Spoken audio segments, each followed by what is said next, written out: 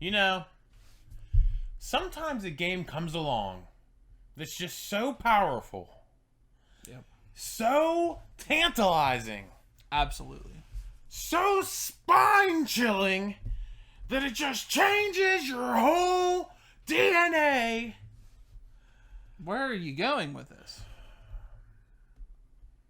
I think the game just needs a sequel.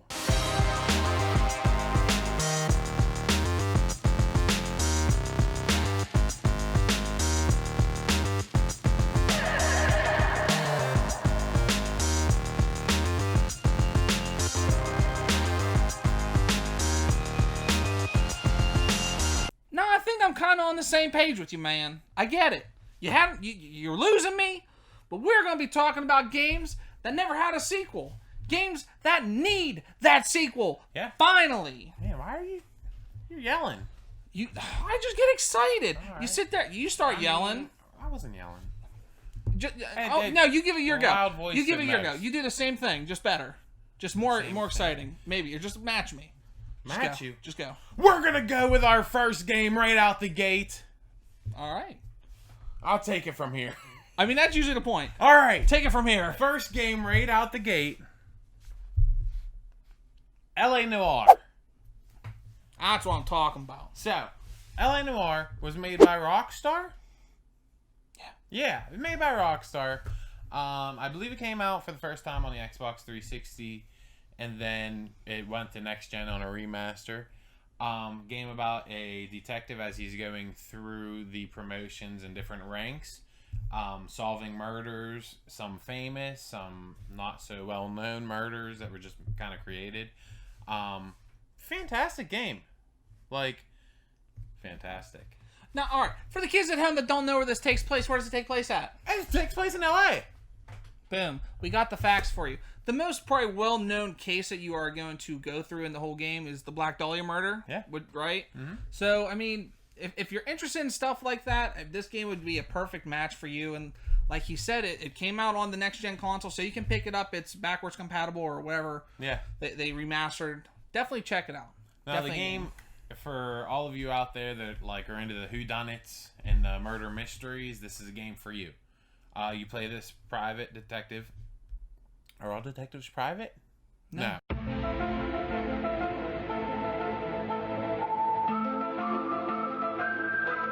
No. He's not a private detective, actually, because he works for the police department. He's not really that private. He's not private at all. He's very social, actually. He asks people a lot of questions. He literally just tells He people. is the least private person out of anybody in this game.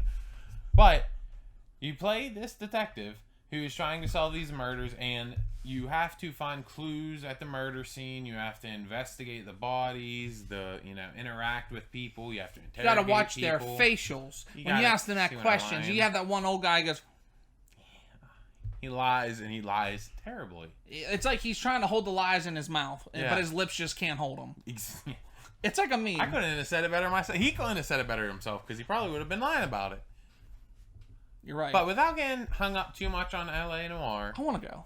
I think wanna you go. need to go. Go ahead and go. All right. So, my first one I have on my list is Evolve. Okay? Now, this game got a little bit of hate. And you're probably thinking to yourself, Shane, you're out of your damn mind. Shane, you're out of your damn mind. Hold the phones, people.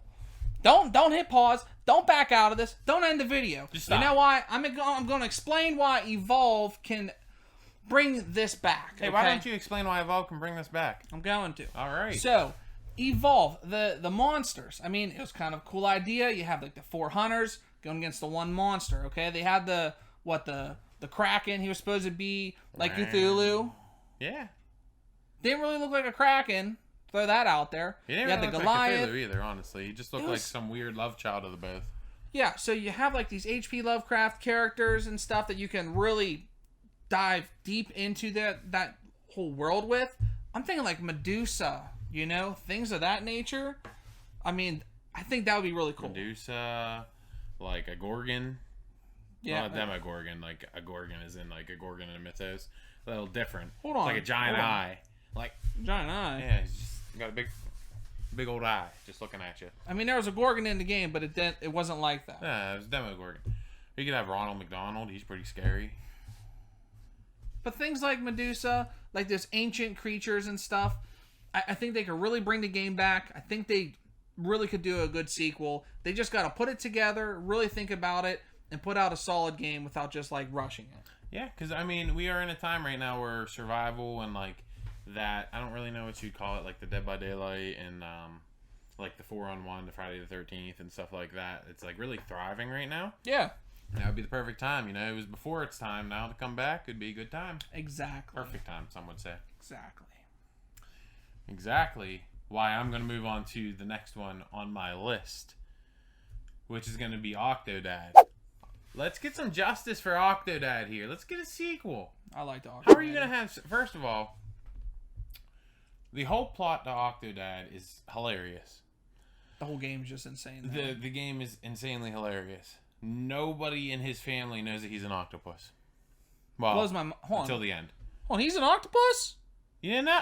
Yeah? Oh, damn. I couldn't figure out all the legs. So, we probably should have put a spoiler warning there. Whoops. You know what? The game's been out for like 8 years. If you haven't played it yet, come on. Honestly. Anyways. Octodad is a fun game. It's rage-inducing. Like, this game, there's some parts, because you control all of Octodad's tentacles, and you gotta climb up stuff, and it's constantly is just all over the place. And the story was really interesting. You're trying to evade this chef that is onto you. He knows that you're an octopus. He's the only person that knows you're an octopus. The only person. I mean, you walk into the grocery store, no one suspects you, but this guy's onto you. The best part is he's not 100% sure. Yeah, he's like 99. But it's you just trying to live out your normal day and not get caught by the chef. And I think having a sequel to that game, it wasn't a very long game to begin with. Yeah. I think from start to end, it was only like a maybe 3-4 hour long game. It was short, yeah. So just put out another sequel that's 3 or 4 hours. You know, give us some more content on that. It's a fun game. I'm into it. Now another fun game, but also could be a little bit scary. We have coming in at my number 2, Until Dawn. Now I'm going to tell you folks again, this could be a controversial list for me. I mean, I have Evolve, Until Dawn. I know you people know of Man of Medan. I don't care, Dan of Man, or whatever the heck it is. I mean, I like Until Dawn. Man of Medan. I like Until Dawn. I'm just going to say that. I got you. Okay? Until Dawn, you had the guy at the end, like this creepy character, like, that just that face. I mean, it's just the franchise there. Now, does Man of Medan have that one character? Well, so... I've played both, and I agree. Until Dawn is a breed of a different monster here. I think Until Dawn directly would benefit of a sequel. I think Man of Medan, though it's pretty much the same game based off Butterfly Effect and made by the same people, just doesn't hold up nearly as well as Until Dawn. First of all, the casting for Man of Medan's voice actors wasn't nearly as good as Until Dawn. First of all, you got Rami Malek in the first one. There you go. There was another person. I'm trying to think of the woman. I don't know the actor offhand, but she was a more well-known actor. Like, she had a face in it. You know what I mean? Yeah. So this game really had it all. I mean, it did some spin-offs, which technically are not sequels. You had the Rush of Blood, which is on VR. Then you had, what was the other thing? It was like a prequel to it. So like this one definitely, the Impatient. Like, this game could really benefit from a sequel. Like, why would you put all your stock into doing like Man of Medan when you already had this character already built and you could just kind of recycle that? I mean, I could see both, because Man of Medan was good. It was good, but it just wasn't nearly as good as Until Dawn. First of all, you have, without any spoilers, Until Dawn's story just was a naturally spookier story. Okay. You know, people that are playing these games a lot of the time want that horror effect. That Man of Medan was more of just a mystery, which I like that. But I really think that Until Dawn, I want that as spooky. a sequel, spooky would be great. A little bit of spooky. Just a little bit. Anyways, let's move on. Let's move on. Yeah, let's move on. Let's move on. Moving on next is a kind of one that's a little out there. A lot of people might not even know of, because it's a game that's on Steam. West of Loathing. Now, Shane is not a PC gamer. I don't have a PC. And I frequent in the PC gaming. One might say dabble. I would dabble in it. So the first time I ever had seen West of Loathing was watching another YouTube channel play it, Markiplier. Can't drop that. Huh? Can't drop those. Well, I mean, hey. So, and this game, like at first of all, it's stick figures. You're like, what? It's stick figures. What could this game possibly bring to the table? You better sell it to me right now. So the game is based off of the Wild West. As stick figures, you are playing a protagonist who is trying to find his way in the West after the... It's very similar to the Depression. It's when the cows came home. You can be multiple classes. Okay. A cow puncher. Snake. I think it's a snake oil shooter. Snake oil shooter. Yeah, there's a couple. This game's hilarious. Like, I know I'm not selling it very well, and it's been a little while since I played it. I actually need to replay it because of how funny this game is. I do know there was a game that came out before. It is not a sequel. I think it's called Kingdom of Loathing. Never played it. But it's not directly connected. No, it's a completely different game. It's the same like stick figure kind of thing, but completely different. But I want to see more content of West of Loathing. Like, I want to see a sequel of West of Loathing. You just want more Wild West. It was fantastic. Like, if there was one thing that really needs a fantastic in this video is West of Loathing. If you haven't played it, go check it out on Steam. It's a hilarious game. It's nothing super crazy. It's just funny, and it's a good time. I mean, I'm sold on it, basically. It's a chill game, you I know? like Western stuff, so I'm in. Yeah. All right, so let's move to my number 3. I have Alien Isolation. Ooh! Sorry, I got spooked. Okay. So this game, another one that some people like, it was a really 50-50, I feel, you know, because you didn't have any weapons. You couldn't defend yourself. Literally, you're just sneaking around this, like, space station, trying to hide from, like, these robots, these AI, then obviously the Xenomorph, right? Yeah. I think if they did a sequel, like, put me back in that same setting, I'm fine with that, but give me, like, a weapon and make it, like, extremely survival. Like, to the point, like, you get, like, maybe an assault rifle. You get a flamethrower or something that's, like, iconic from, like, Ripley, right? Yeah. You do something like that and make it so limited that you have to really time yourself, like, on using it. I think it could be really good. It could kind of rejuvenate that franchise. They're not doing anything with it. That's what sucks. I think one of the best things that game brought to the table was if you played it on the Kinect back in the day, you had to be quiet. On the Kinect? They had on Yeah, Kinect? so there was a setup with the Kinect where it didn't use the camera or anything, but it used, like, your voice. Okay. And if the microphone picked up your voice or if you're heavy breathing, it would alert the alien in the game. Yeah. Yeah, like, that's awesome. Like, why is more games not using that? Even if they put, like, take that and put that into VR, because that technology is just ever evolving at this point, put that in VR. Oh, that'd be terrifying. I'd be shaking in my boots. This game will put you on the edge of your what? My moon boots. Okay, that makes sense. Shaking in my moon boots. But it'll put you on the edge of your seat, and, like, you're not doing anything other than just, like, trying to sneak around. You know what I mean? And sneaking is naturally scary. Especially when you're trying to avoid a Xenomorph that'll literally eat you apart. Like, eat you apart. First? Rip you apart and eat you? Eat you apart. No, eat you apart. I don't know how it happens, but you're leftovers. I can show you how it happens. Nope, don't want to know. Anyways, moving on to my next one. Not that old. I mean, I guess it's a little old now, but Sunset Overdrive. Sunset Overdrive was a really fun game, and I actually came to the party late on Sunset Overdrive, and I really enjoyed it. Like, the whole style of it was fun. Like, the vibrant colors, everything's popping. Moving around the city, like, jumping over stuff. It was just a fun game. Well, it was different. You know, this game, this was one of the more, like, let's say maybe first 10, games that were released on, Xbox One. Yeah. So, like, it's one of the originals, and, like, yes, it became free after a while, and some people might have passed it up. I think that's when I played it was when it became free. This game, like, was something so different that PlayStation didn't have. And I think a lot of people, once they got their hands on it, they're like, this could almost sell like an Xbox One to somebody at first. It was like a different zombie game. Like, there's so many zombie games out. It's hard to deviate away from that typical shoot him in the head to kill him. Like, but this game did. Like, it separated themselves from the genre. And they kind of made it in a comical way too. Yeah, you know, with like trying to think, what is it, the Surge or whatever, like that, the drink. The drink, yeah. I think of Surge, or am I thinking 90s? You might be thinking 90s. Might be thinking the 90s. We've been talking about the 90s a lot recently. Yes, but whatever it's called. It's something weird like that. High C Orange Lava Burst. Oh, I tell you what, that'll make me go crazy. But yes, no, I totally agree. Sunset Overdrive is definitely an awesome game to play. That definitely needs a sequel. Anything else to say? Nope, that's all I had. All right. I'm going to go to my number 4. Whoa! We have Torok. Okay, now this was on the Xbox 360. 350. 360, okay.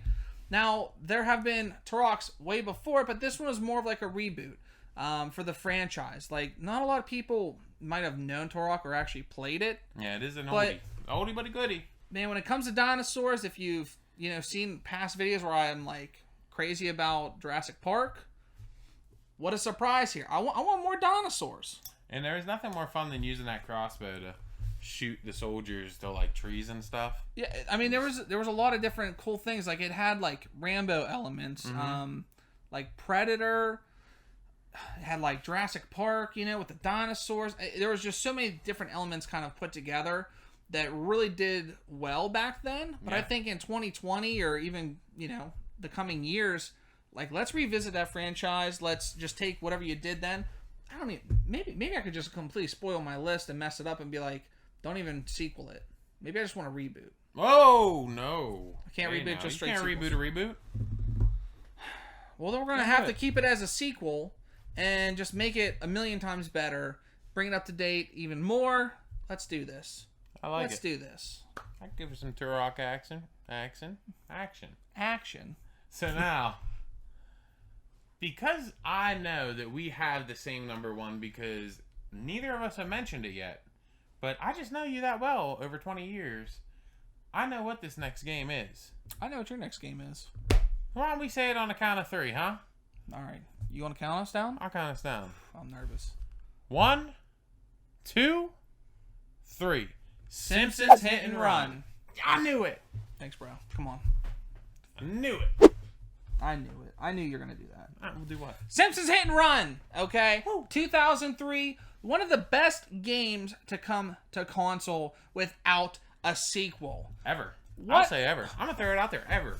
What in the hell are they doing? Like, I've said it before. I'm not the biggest Simpsons fan. I don't know. You don't even have to be.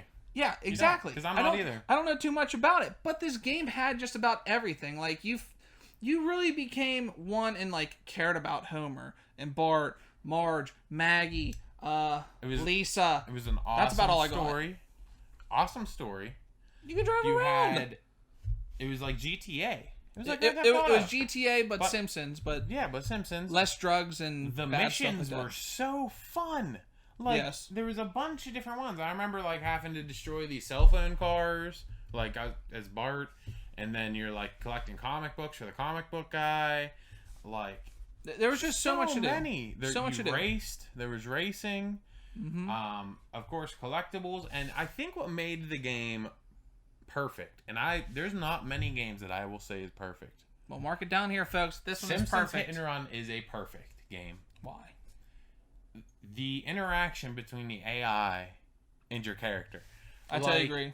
You could basically walk up to anybody. Yeah, you walk into anywhere and they interact with you, and it might not be like an in-depth interaction. They might repeat every now and then.